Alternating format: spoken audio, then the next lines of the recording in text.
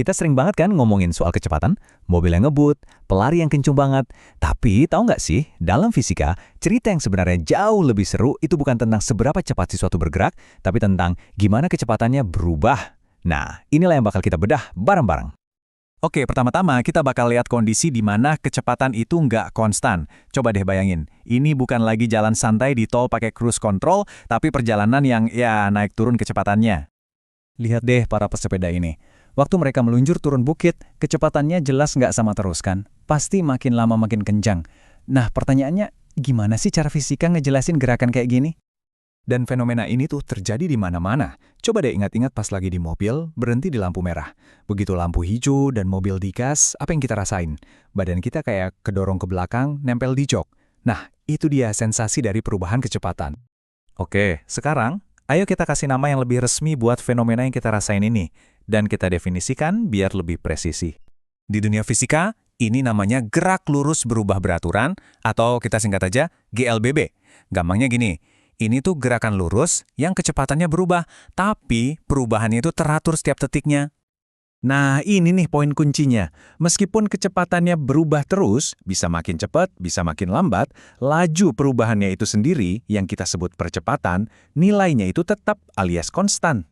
Percepatan ini punya dua sisi, kayak koin gitu. Ada percepatan positif, yang artinya kita makin ngebut.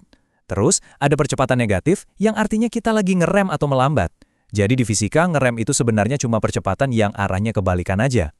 Kalau kita coba gambar di grafik, hubungan antara kecepatan sama waktu, percepatan konstan, itu bentuknya bakal selalu kayak gini. Garis lurus yang miring. Makin curam garisnya, artinya percepatannya makin gede. Oke, konsepnya udah dapat ya. Sekarang waktunya kita bongkar kotak perkakas para fisikawan. Kita lihat yuk, rumus-rumus apa aja yang mereka pakai buat ngitung ini semua. Semuanya itu berawal dari satu rumus simpel ini. Definisi dasar dari percepatan, yang simbolnya A, itu adalah kecepatan akhir, Vt, dikurang kecepatan awal, V0. Terus hasilnya dibagi sama selang waktu T. Tenang, jangan pusing dulu lihat aljabarnya. Ini gampang kok. Kita cuma mau utak-atik sedikit rumusnya biar lebih enak dipakai. Tujuannya satu, gimana caranya kita bisa langsung hitung kecepatan akhirnya, si Vt itu. Dan ini dia hasilnya, persamaan gerak kita yang pertama. Dengan rumus ini, asal kita tahu kecepatan awalnya berapa, percepatannya berapa, dan waktunya berapa lama, kita bisa prediksi kecepatan akhirnya dengan akurat. Keren kan? Tentu aja, ini baru satu dari 3 senjata utama kita. Masih ada 2 rumus kunci lagi yang melengkapi kotak perkakas kita. Satu buat ngitung jarak tempuh, yang simbolnya S, dan satu lagi rumus yang pinter banget, karena bisa hubungin kecepatan dan jarak tanpa perlu tahu waktunya. Nah, dengan 3 rumus ini hampir semua soal GLBB bisa kita selesaikan. Oke, teori cukup. Sekarang waktunya kita coba langsung rumus-rumus ini. Kita lihat gimana mereka bekerja buat mecahin masalah di dunia nyata. Oke, contoh pertama. Skenario klasik banget nih. Ada benda, awalnya diem, terus didorong pakai percepatan konstan. Pertanyaannya gampang, seberapa kenceng benda itu setelah 6 detik? Di fisika, langkah pertama yang paling benar itu selalu catat dulu apa aja yang kita tahu dari soal. Kecepatan awal atau V0 itu 0, kan katanya diam. Percepatannya A itu 4 meter per detik kuadrat, dan waktunya T itu 6 detik. Nah, sekarang tinggal cemplungin aja angka-angkanya ke rumus pertama tadi. Kecepatan akhir sama dengan 0 ditambah 4 kali 6. Jawabannya 24 meter per detik. Gampang kan? Oke, kita naikin dikit ya levelnya. Kali ini mobilnya udah jalan, terus ngegas lagi biar makin kenceng.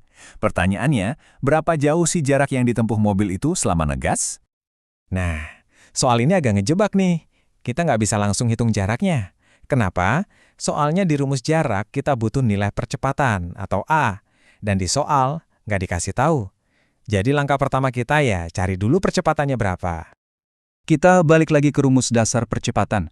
Perubahan kecepatan, yaitu 12 dikurang 6, terus dibagi waktunya, 5 detik. Nah, dari situ kita dapat nilai percepatannya, yaitu 1,2 meter per detik kuadrat.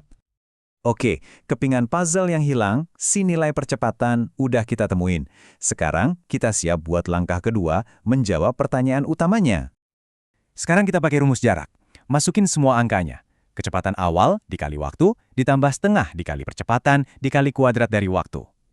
Kalau dihitung-hitung, kita dapat deh jarak tempuh totalnya 45 meter. Jadi, apa sih artinya semua angka dan rumus ini buat kita? Coba kita tarik kesimpulannya dan lihat gimana fisika ini sebenarnya dekat banget sama kita. Coba deh ingat-ingat ini. Kecepatan itu rasanya waktu kita melaju stabil.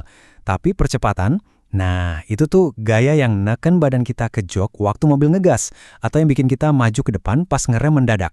Itulah fisika yang bisa kita rasakan. Jadi lain kali pas lagi di mobil atau motor, coba deh perhatiin dan rasain bedanya.